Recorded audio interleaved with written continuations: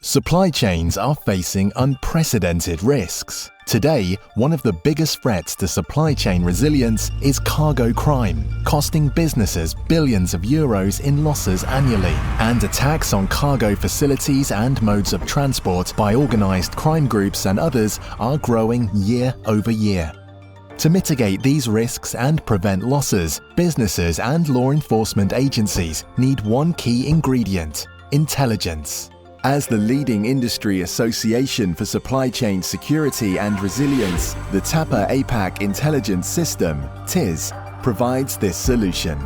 With the support of law enforcement agencies and businesses manufacturing and moving goods throughout the Asia-Pacific region, TIS provides intelligence alerts and a unique incident database for hundreds of law enforcement officers in over 60 countries, assisting police investigations and the disruption of criminal groups. This intelligence enables companies to avoid cargo crime hotspots and to protect their supply chains operations from a criminal attack. TIS also allows thousands of registered users to see when, where and how cargo thefts are occurring, the modus operandi of criminals, the types of goods being stolen and the financial losses incurred. And TIS is more than just a crime database. Companies looking to optimize the resilience of their supply chains have full visibility of operators and locations of TAPA-certified facilities, TAPA-certified trucking providers, and secure truck parking locations meeting the association's security requirements. Downloading search information takes just seconds to complete. Users can also submit anonymous cargo crime incident reports to increase TAPA EMEA's database of incident intelligence using this simple form to record all relevant data. Every report helps us to help you. All data reported to TAPA APAC is verified before being entered into the TIS database. And when you select specific search data, the results will instantly appear in our Cargo Crime Monitor dashboard. Here, based on your chosen criteria, you can see all incidents and average and total losses. Our mapping tool shows where we have the most crime reports, the biggest single loss and its location, plus data and insight on the types of incidents, crime locations, modus operandi, and product categories of stolen goods. On the Comparison tab, you can also see annual and monthly crime trends, and registered TIS users can also export data for their own analysis. TAPA APAC can also provide API capabilities. Contact TIS at tapa-apac.org to learn more. Cargo crime intelligence gives us the knowledge and capability to protect supply chains. In the drive for supply chain resilience, we are stronger when we work together.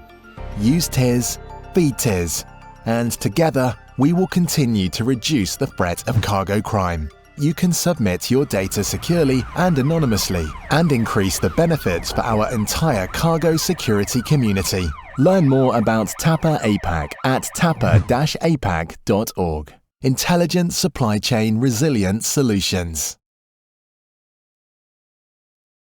Hello and good afternoon, everyone. So thank you for joining us today for our session titled Introduction to TIS and the Importance of TAPA Standards.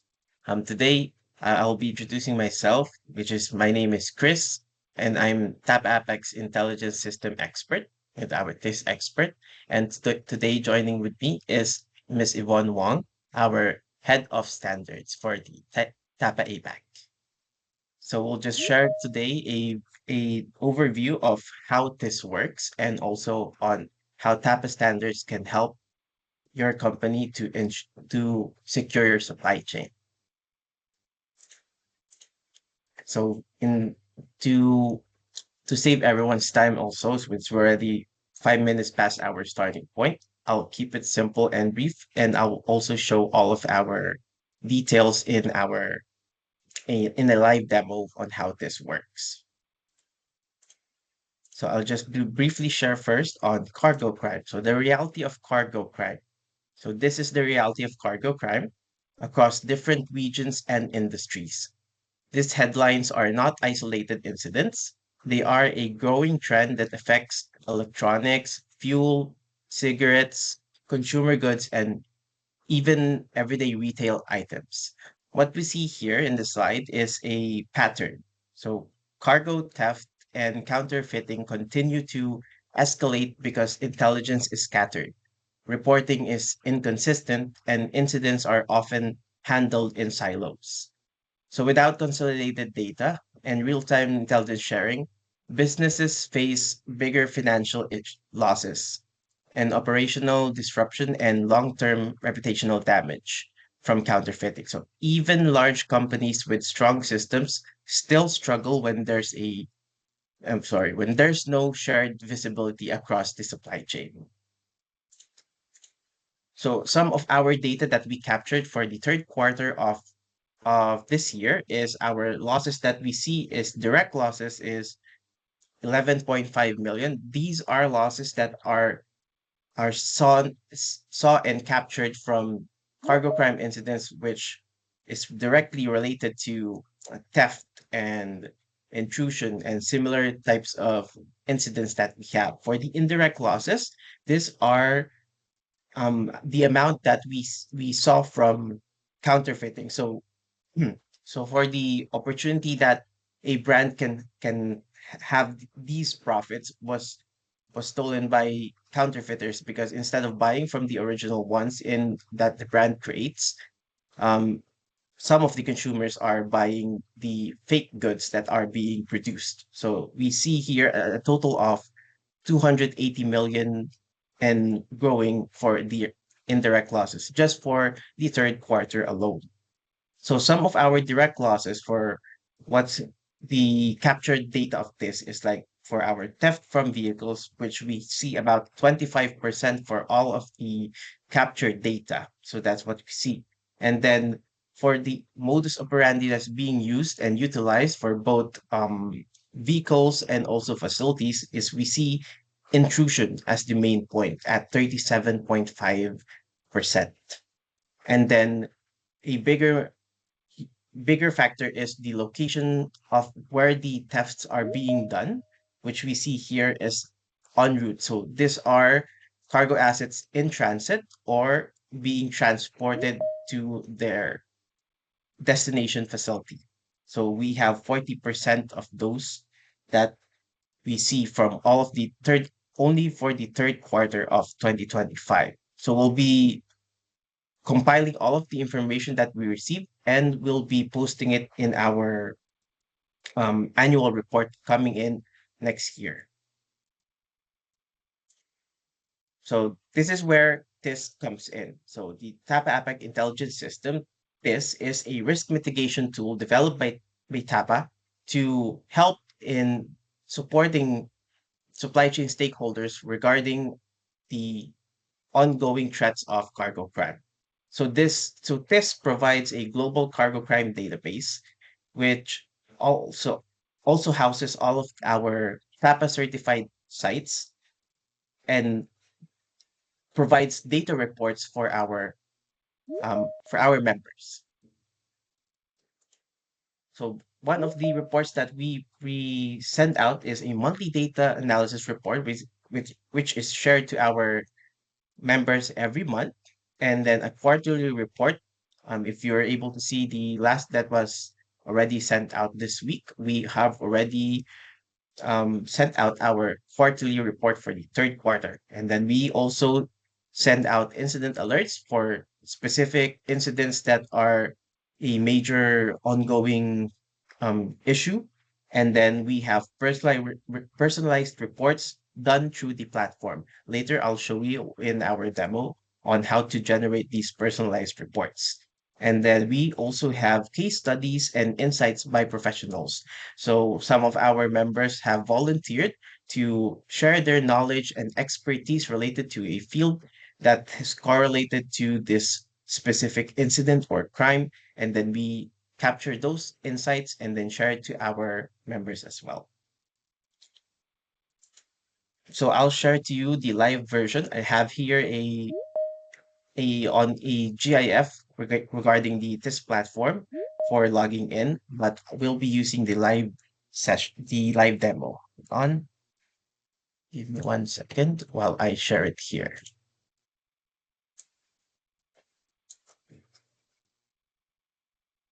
All right.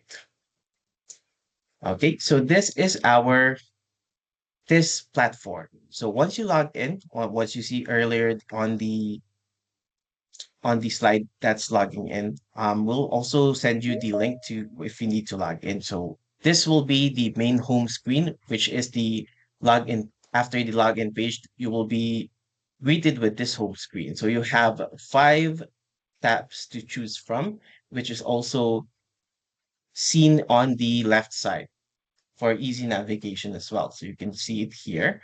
So we have 5.1, which is the Data Explorer, which houses all of the cargo crime that we have received and also the certified sites information, as well as for the map and routing.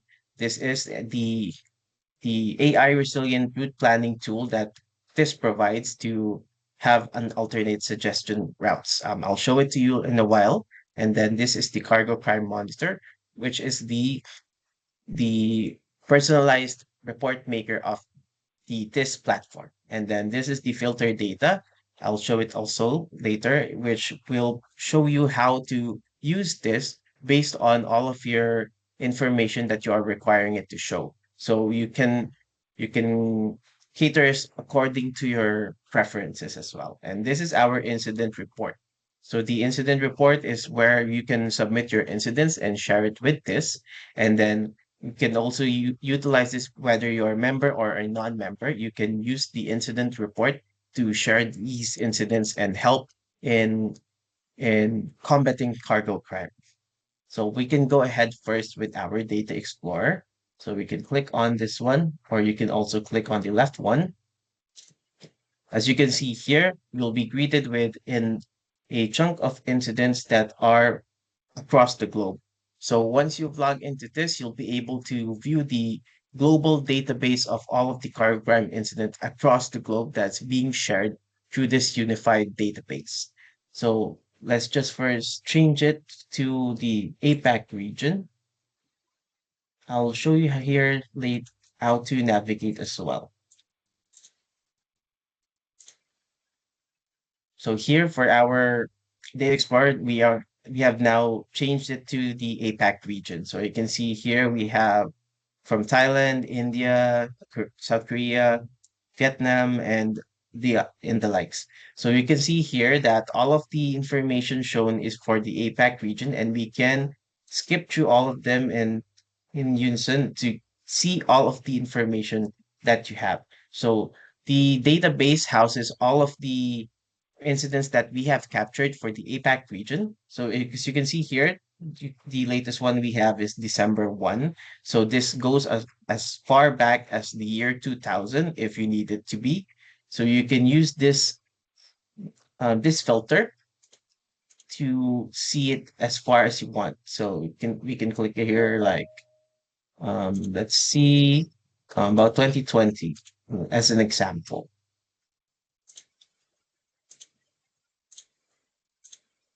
And then it'll show you with all of the incidents that is related to this date. Let's give it a while for it to load. Apologies, I'm having some issues with my internet connection, but generally still loading, but it should be instantaneous that you'll be able to see all of the incidents that is related to that date. So while that's loading, I'll show you also the certified site location, which we have here. So for this one, you can also filter it based on the country. So we can do that now as well. So we can, let's say, Singapore. And then for the TSR, we can also base it on country.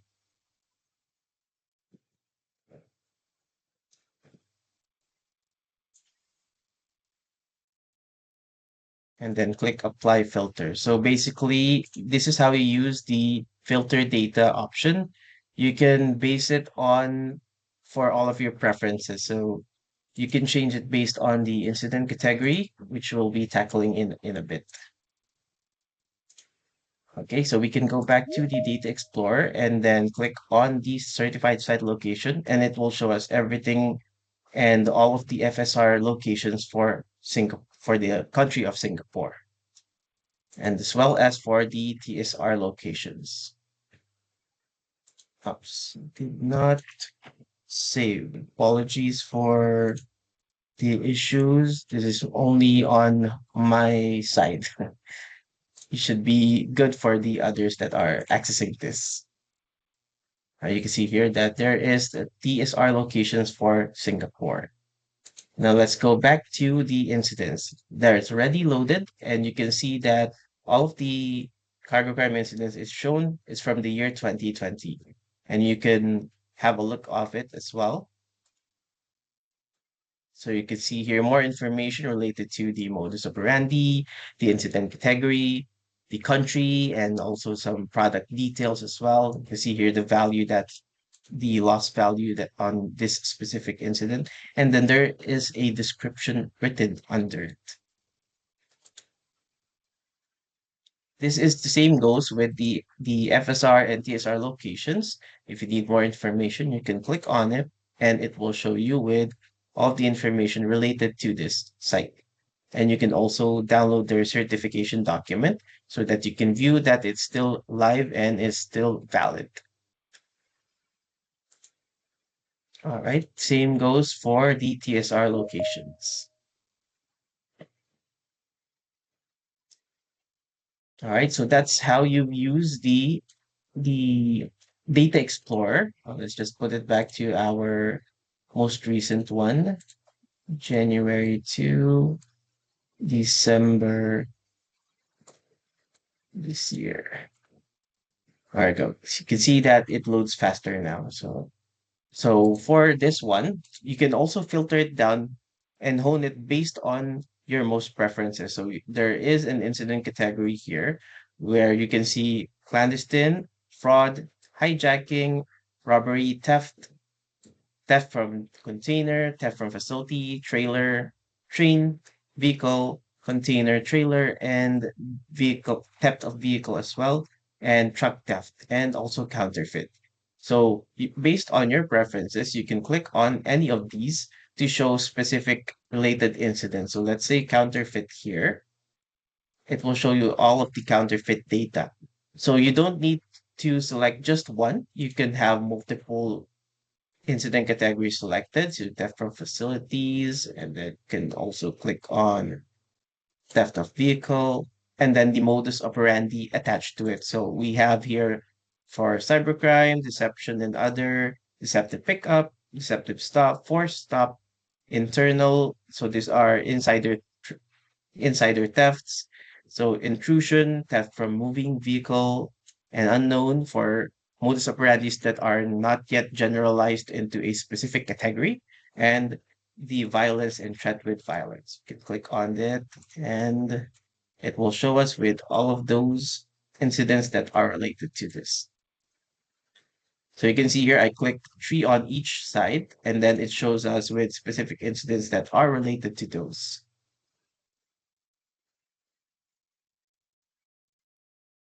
So you can click on the filter data further to see it here and then change the region. And wait for it a few seconds to load. It will show it here with the filter data has been set.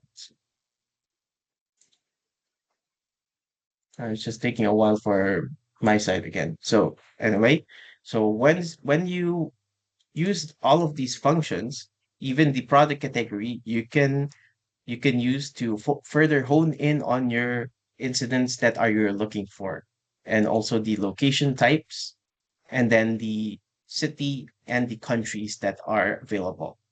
So you can further narrow down into a specific region, up to a specific country, or even a city on a specific based on the cargo crime that is happening towards that area.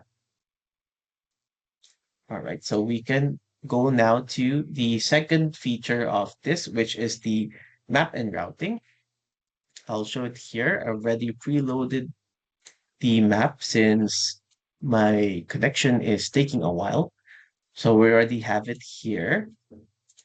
You can filter it as well based on the preferences of for the for the map and routing. So similar to the filter data option, you'll have it here for the map and routing on the top right corner. So I'll just explain a few for the filter data since we already have it here. So you can filter it based on your preference. Once you click on the filter data on the left side corner of this will generate all of your filtered preferences across the platform. So you no longer need to do it one by one for a specific feature of this. You can use this to utilize the data based on your preference for the whole platform itself or for your session. So you can reset this afterwards, or you can keep it as is so that you can always see the data that you are only looking for. So you can see it here as well. All of the information that we have clicked earlier is can be seen here. So country, and then the only thing that is added for the filter data is the region. So we don't have that earlier in the Data Explorer.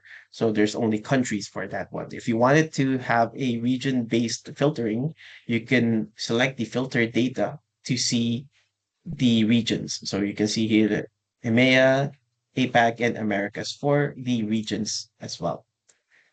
And then for the FSR and TSR locations, yes, it's the same. For the Data Explorer, it shows all of the filterable data as well. So the countries, the companies, the certification types, and the security levels as well, and the trucks here. You can see the number of trucks for the TSR and the vehicle type. The multiple types like the hard-sided truck and then the rigid van or fixed body truck. So this is how you filter data using the filter data option. All right, so now for our map and routing. So the map and routing is an interactive tool. So basically it is similar to Data Explorer, but this shows you the map and where the incident has occurred. So it can be easily viewable more and can be understood more based on what the data is showing. So you can see here all of those pop-ups. So this has a marker explanation under them. So this is the type of the incidents based on the icons that you can see on the map. So we have here the counterfeit, the fraud, hijacking, robbery, and etc. As well as for the FSR and TSR locations and their specific security level. I'll show it here as well. You can click on this one and it will populate with all of the FSR locations as well as for the TSR. And then you can have them clicked all both together. So for the map, since it's very interactable, you can click on a specific incident and then it'll show you with a few incident data, which you can view. And then if you need to know more about this specific incident, you can click on more details. It will show you somewhat similar to what we had on the Data Explorer when you click on one, and then it will show you with this. You can click on anything and even more, and then click more details, and it'll show you with specific data that you have, and then the description as well for this data. This is quite similarly with the FSR and TSR locations. When you click on it, it will show you those specific information and more details as well. All right, so back to the incidents. So what else does map and routing use? So we have the route planning tool, which was mentioned earlier. This is the tool that suggests alternative route suggestions for transporting of cargo goods. So when you click on this one and utilize this tool, the platform uses the information that it has for the whole area and then suggests a route that is specifically trying to evade all of the past cargo crime incidents that have occurred on a specific area. So you can toggle the heat map as well This will show you most of where the incident has occurred with a lot of them. So you can see the map here. Is a lot of incidents, but when you toggle on the heat map, you can see where it's generally most occurring. So you can see there are scattered incidents across the map, but there is a collection or a hotspot regarding a specific area. You can see here the yellow spots. So we can start trying to use the route planning tool. So I have here a couple of places we can utilize. So you can write the point A to point B specific address. Although I'm not from this country, so that's why I'm only writing in the cities.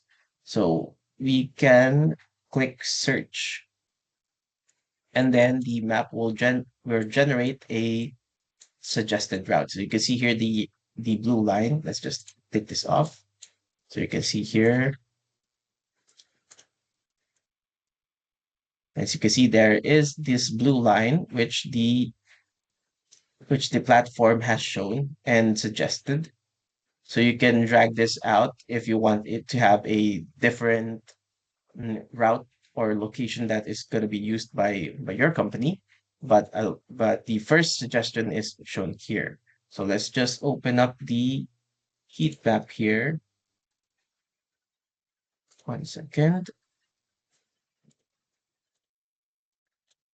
So there is no specific incident except for this area. So when we click on the incidents, we can zoom it in here. So you can see that there is our counterfeit cases that has been seen on this location. But for the general route of the map, it steers away from other incidents across the location. You can see it here as well. There's one, and then it moves away until the point B. As you can see here, it has arrived now for this one. All right, so that's how you see and use the map. So it will also generate a step-by-step instruction related to the directions from point A until point B until you reach the destination. You can see here. And then there's also an option to export the data along the route. So let's just zoom it out. So you can see here up to 10 kilometers or 25 kilometers, it will show the incidents across that specific locations only. And then you can export these so that you can have the information of all the incidents that is occurring on that specific route.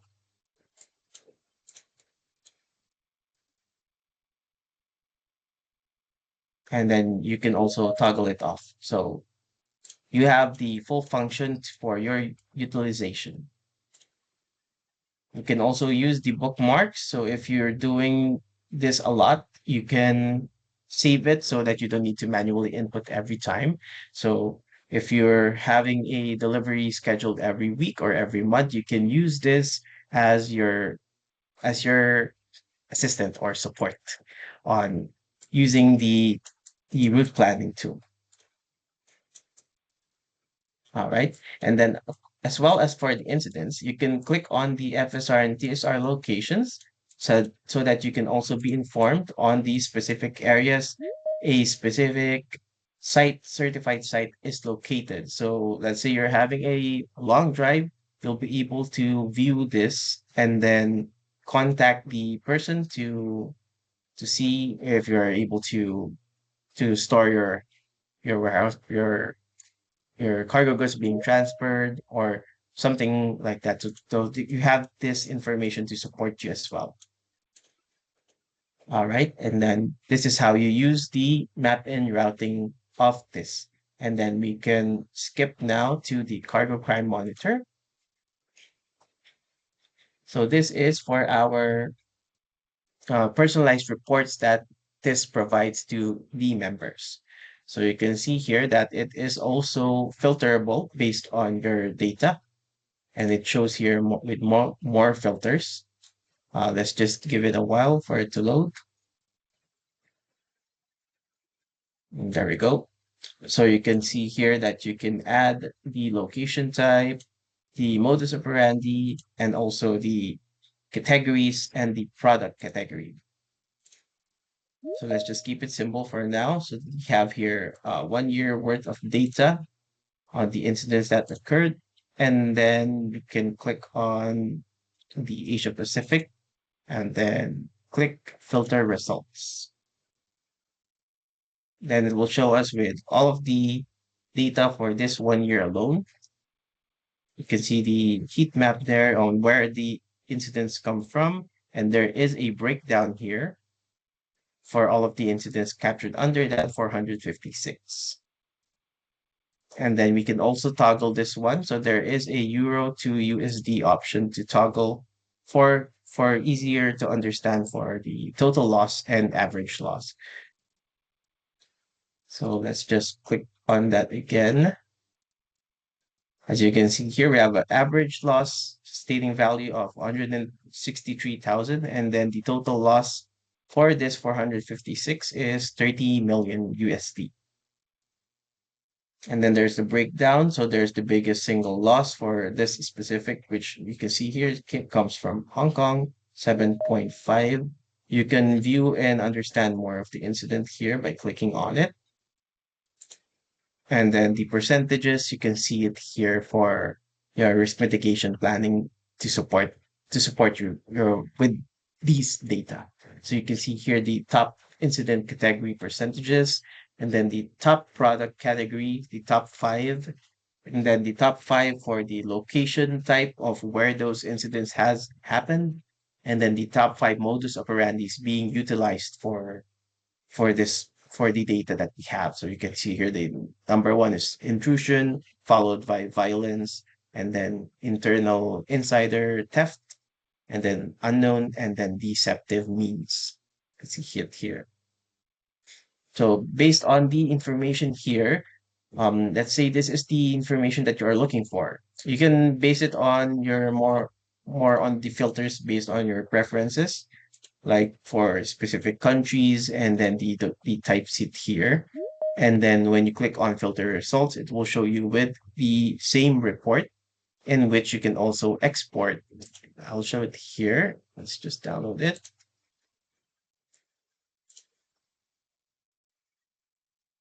Right there. You can see hit here that it will be downloaded to offline for your use offline. So you can see it here, all of the information that is stated there. There is no visuals, but the rough data that you are seeing on the platform is already written it here. So you can click on that later. And then you can also click on this one, which we see as comparison. When you click on this one, you'll be greeted with a month-on-month view to year-on-year of all of the incidents that has occurred. So you can see here the total loss value that is captured for this as well. There's a global view as well.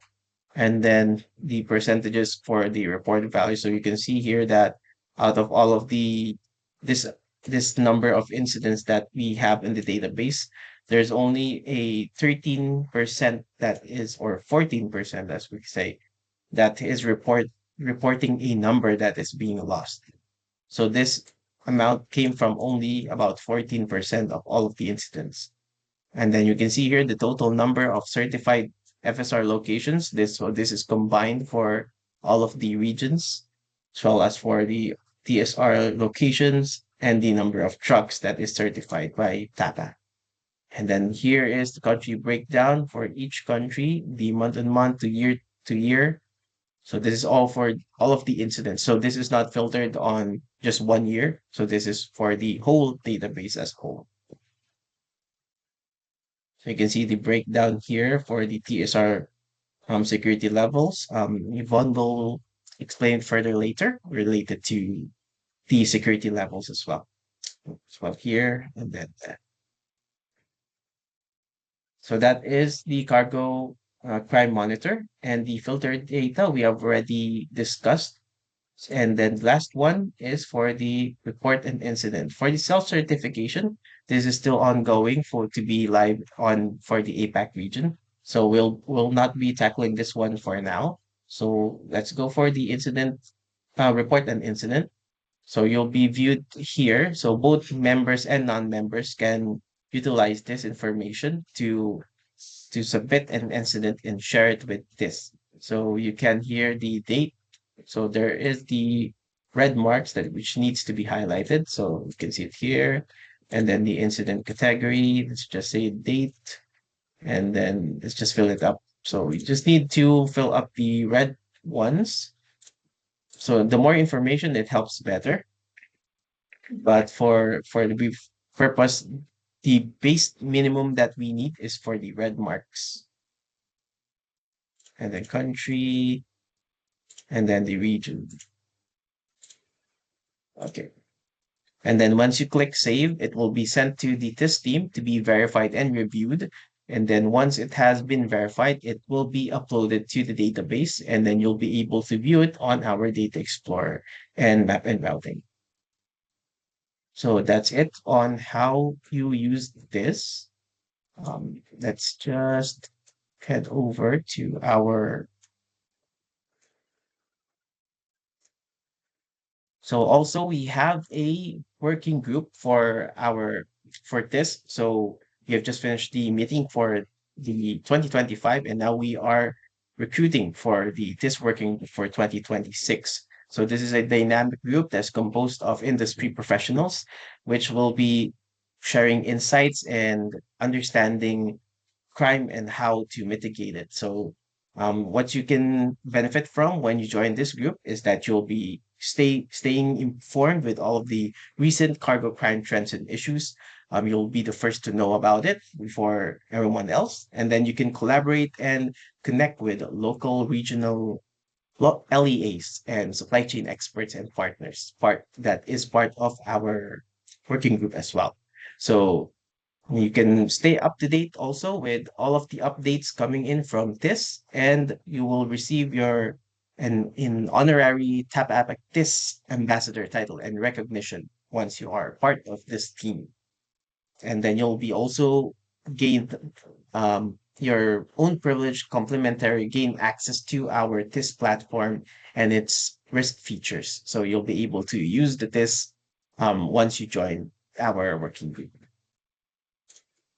All right. So just a reminder that for all of our members for TAPA for your TAPA APAC membership, you can utilize and activate your TIS account so that you can view your D database and use it for your risk mitigation purposes. And I think that's enough for me. So thank you everyone for having me. So I'll hand it over to Yvonne to talk about the TAPA standards. Thank you, Chris. Hi, everyone. My name is Yvonne, and I'm the head of standards in TAPA APAC. So I think Chris just now has shared very comprehensively, and the data is showing. So with all these incidences that we know that is happening around the world, to be honest, we cannot stop the forming of all these incidences. But what can we do is we can limit or even prevent the impact of all these incidences on us in our supply chain. So today, right now, I'm going to cover a little bit about what TAPA standards is and how this comes into play. For the non-members that are here with us today, when we talk about TAPA standards or we talk about TAPA, people are like, okay, what is TAPA? And then why do I need TAPA? And also, I would like to take this opportunity to address to even our current members. They already know about TAPA standards, which is predominantly a lot of us already are on FSR. But what about our other standards? It's like, are other standards that are developed by TAPA APAC relevant to my operation? So let me share a little bit more to you, because as you can see from the slides just now, TAPA right now has a range of standards now. We have the FSR, TSR. Later, I'll go into a little bit more details. Each standards look to address a different aspect of risk within the supply chain. And supply chain is an interlinkage of many players and many aspects. So I'll go into a little bit of explanation in a short while. But before that, I think we all know, for those who don't know, TAPA APAC, we are a leading global association and we are dedicated to supply chain resilience and sustainability. In our association, we are a platform that we bring together all the industry players and leaders across various industries, such as or even the aspects of the supply chain, such as the logistics, the manufacturing, the securities providers, technology providers, our audit bodies. So this is a platform whereby we bring together everyone so as to enhance and uphold the highest standards possible for protecting all our transported assets. And our goal is very, very simple. We want to help companies strengthen supply chain so that all can operate reliably, safely, and competitively. And in terms of when we talk about safe, it's not just about cargo safety, but there's also the elements of people that is in our environment and also our physical environment, our infrastructure as well. So next, I'm going to share a little bit about some of the key threats that's influencing global chains. I think on the TIS platform that just now when you see the data is showing, and I can't highlight more or emphasize more about what are the various threats that are coming on. I think this year, and particularly, actually, it started from last year, but particularly this year, and we should be looking at further intensifying of certain of these threats next year. It's not over yet. We are seeing all this uncertainty in the entire global supply chain. In the last 12 to 18 months, we are seeing all these disruptions from we have that ongoing missile and drone attacks on commercial vessels. And that has been forcing all the diversion of the commercial vessels, adding on all transit times. We have also seen the Panama drought, which I think some of you I think most of you are probably aware, creating delays and the bottlenecks within the US and ASEAN trade routes.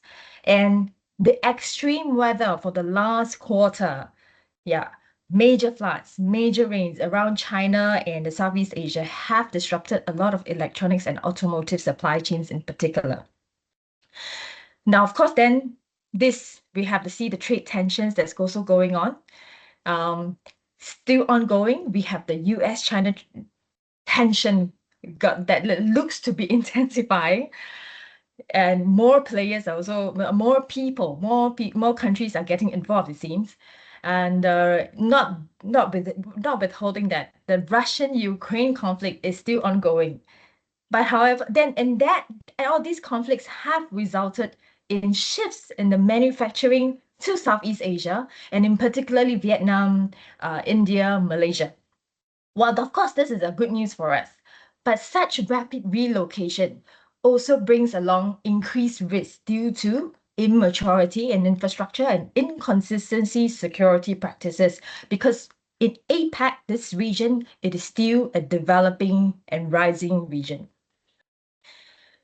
So with all these macro issues, we do see also these actions that is going on in our supply chain. And what are the actions? Just allow me to highlight a little bit. Of course, we have the physical crimes, hotspots, the APAC hotspots like Malaysia, India, and even Philippines. We're seeing increasing organized groups targeting all the trucks, even to still consistently to our warehouses, aiming for items, not just electronics, but also automotive parts and even FMCG.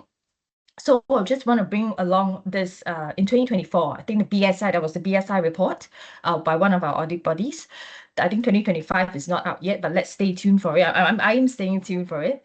So in 2024, they has indicated that the global cargo theft exceeded 80 billion USD. And that was the highest increase for 2024. And the highest increases are expected in F&B, electronics, and pharmaceuticals. And incidentally, these are also these are the sectors that we all know it is booming right now for Asia Pacific. Yep. US, there was also a US report that I came across, a news that I came across 2 weeks ago, saying that there is a 57% year-on-year increase in fictitious pickups. And a lot of criminals right now are finding very creative ways of impersonating and getting through all the carriers. Now, physical attacks, not enough. We also seeing an increase in all the cyber attacks.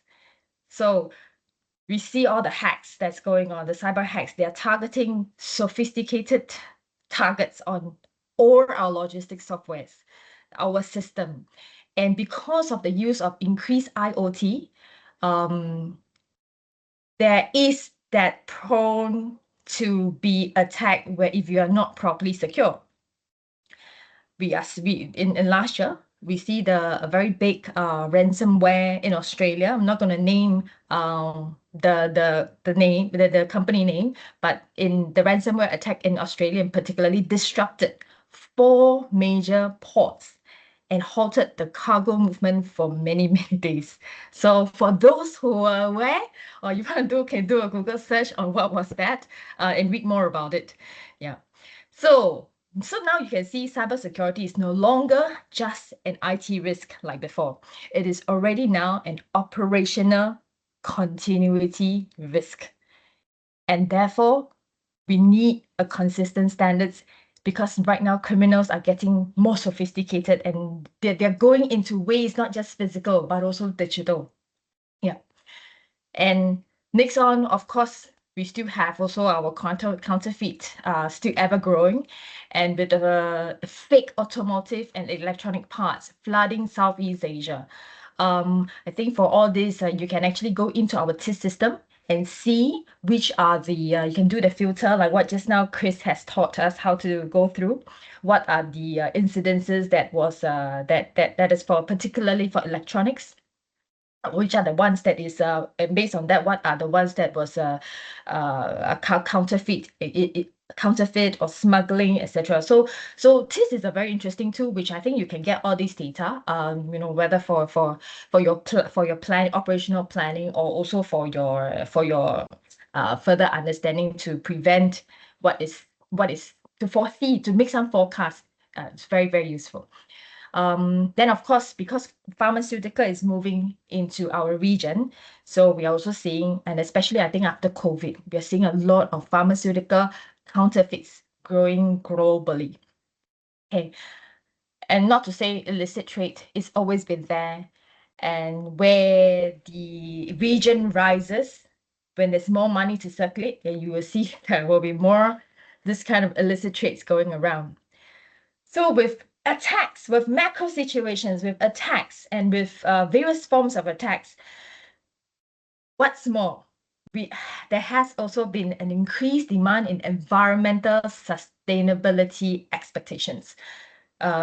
So we have been concerned about, there has been concern by government to implement efficiency pressures, environmental efficiency pressures. So they're coming on to a lot of brand manufacturers, and therefore these brand manufacturers also have to pass on these demand and expectation to all the other supply chain players, their vendors and third party suppliers. So right now it is no longer, sustainability is no longer just like for branding. It is a real regulatory and operational discipline that all of us have to address.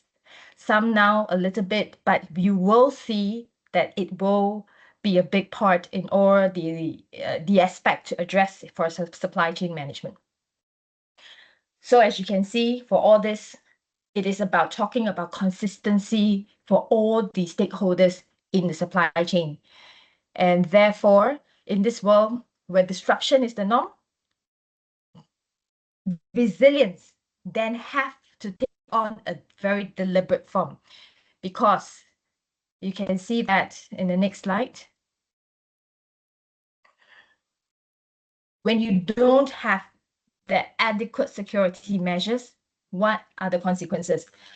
I believe, because from the people, the attendees that I see over here, I believe most have some form of experience, have experienced the impact of these disruptions. So predominantly three aspects: operational, financial, and reputational. So operational, well, of course, you see all the delays, you see the confusion in the workforce because of the delay. And you see financial, you see, of course, increased cost because of the replacement or because of recovery, and for anything that is cargo related, when we're going to report loss or damage, premiums will be increased, and that builds onto our cost. And reputational, when things happen, it's not good. There is, of course, certain damage to our reputation, to our clients and to the market at large. So what TAPA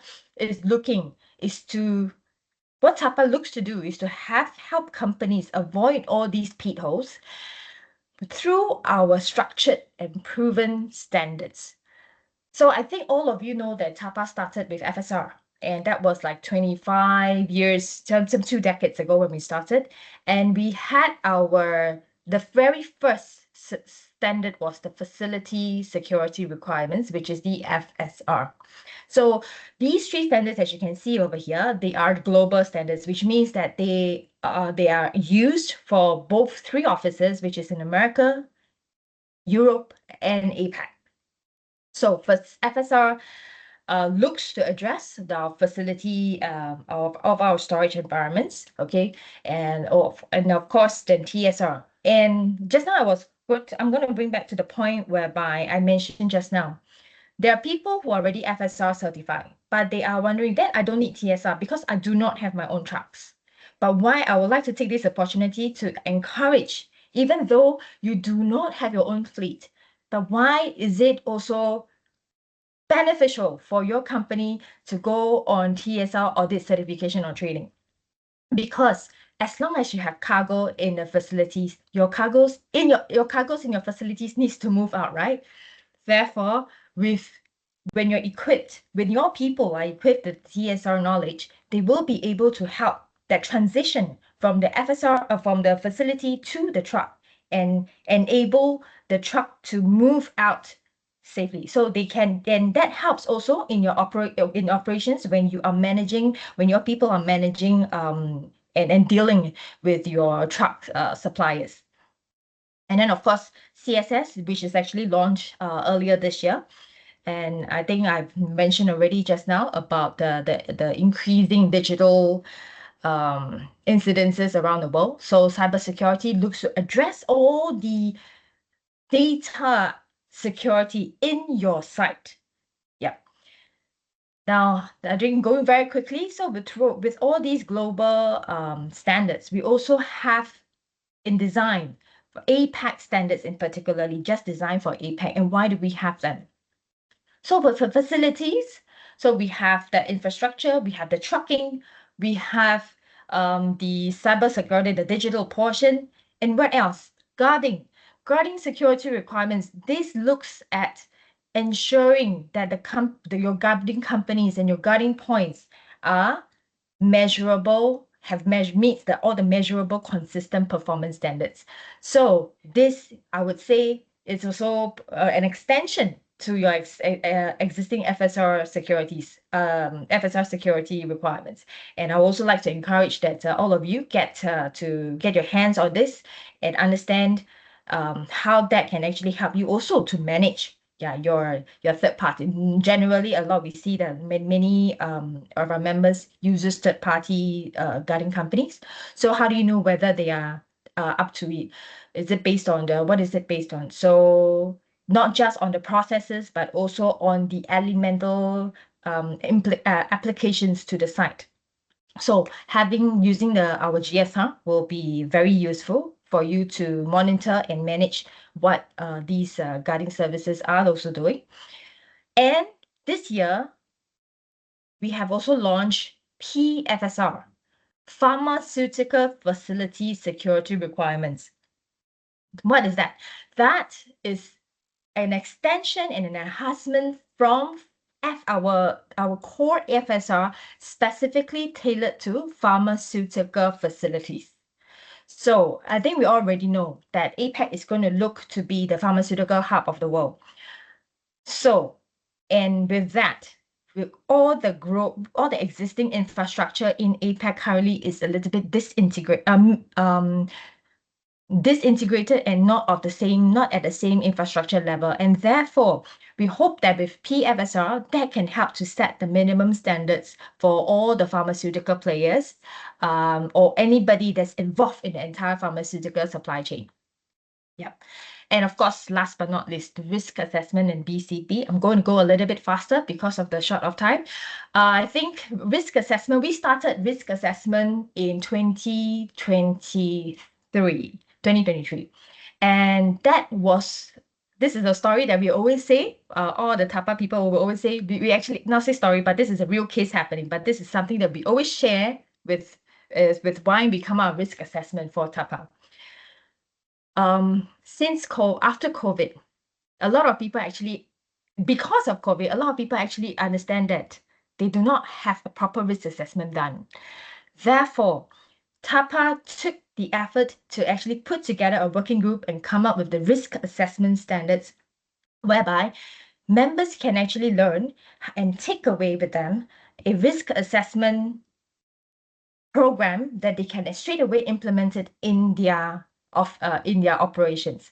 So plug and play. Then with that risk assessment, of course, what comes next? Once you identify your risk, you have to make continuity planning for it. So in this year, early this year, we actually also launched the BCP standards, whereby now with this combo, you can do your risk and you will also be able to assess your risk and also then curate your BCP plans.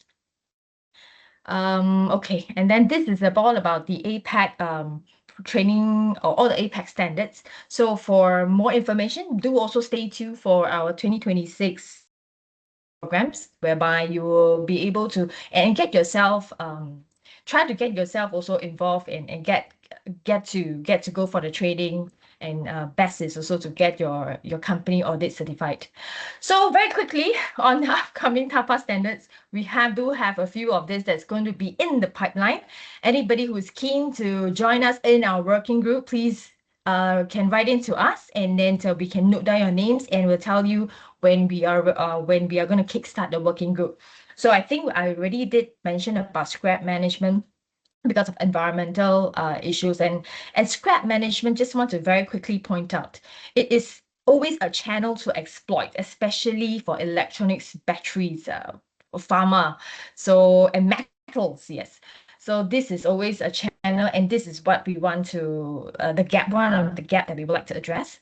And the Air Cargo Security Standards, in short, TACSS, with APAC right now handling over 1/3 of global air cargo, we're going to definitely see increasing risk, and therefore we're going to have a standards to look at to have a standard that can help members to operationalize, to benchmark or to streamline operational standards, which can vary widely across all your stakeholders in your supply chain.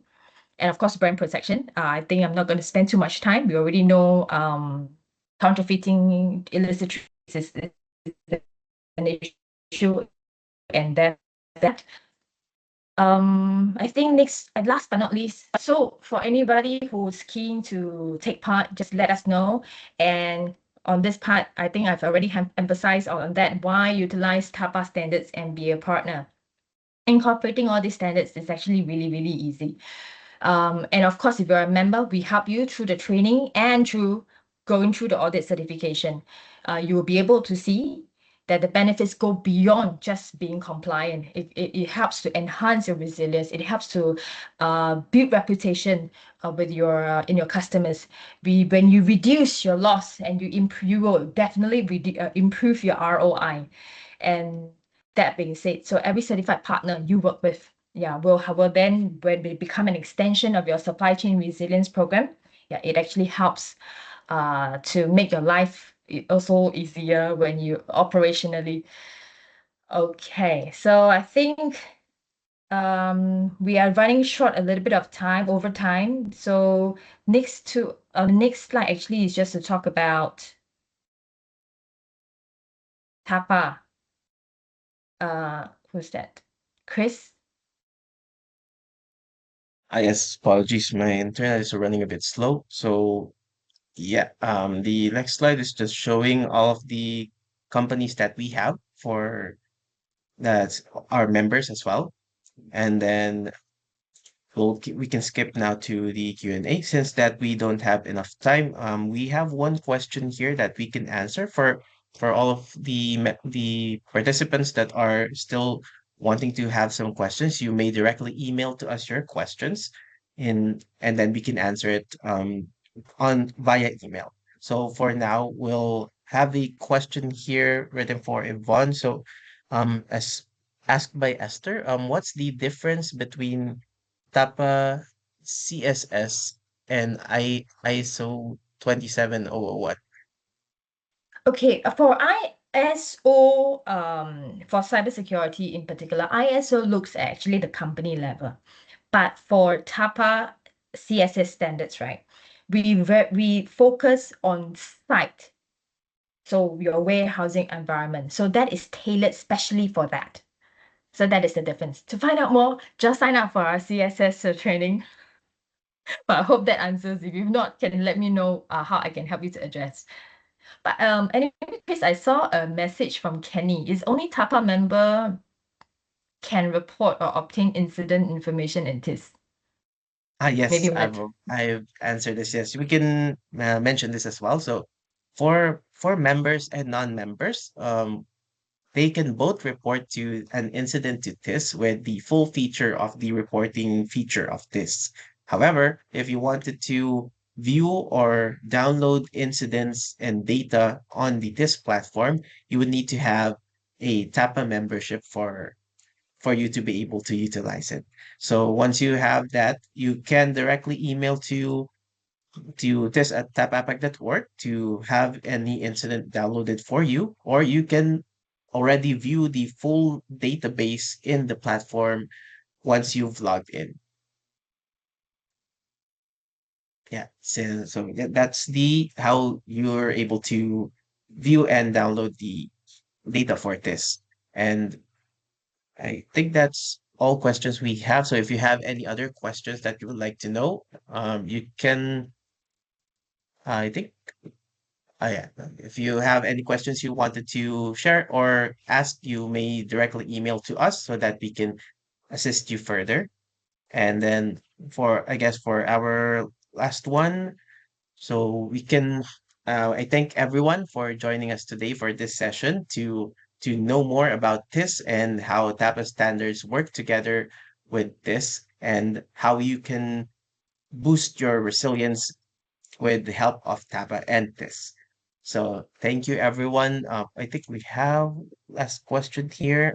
Yes, for the working group, you may join us as a this working group member. We'll be starting our meetings by early next year, which you can send us your information by just emailing here. You can see it in my screen right now. You can email to this at tapapac.org to know more on how you can join this working group.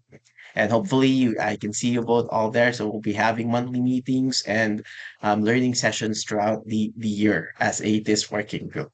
So thank you everyone for joining us today. And I wish you all, and on behalf of TAPA APAC, we wish you all a happy holidays. Thank you again. My name is Chris, and this is Yvonne, and we thank you for joining us this session. Thank you, everyone. Let's get Until connected. Feel free to actually email to us, to Chris for TIS, join the TIS session working group. In the working group, you get to get first-hand exposure to all the data that has been shared with all the members. You also did that. TIS working group is also looking to work with a lot of LEAs around the world. So you can be involved in a very exciting work in that working group. So get involved. So yes, echoing Chris, Merry Christmas, everyone. Happy New Year. Thank you, everyone.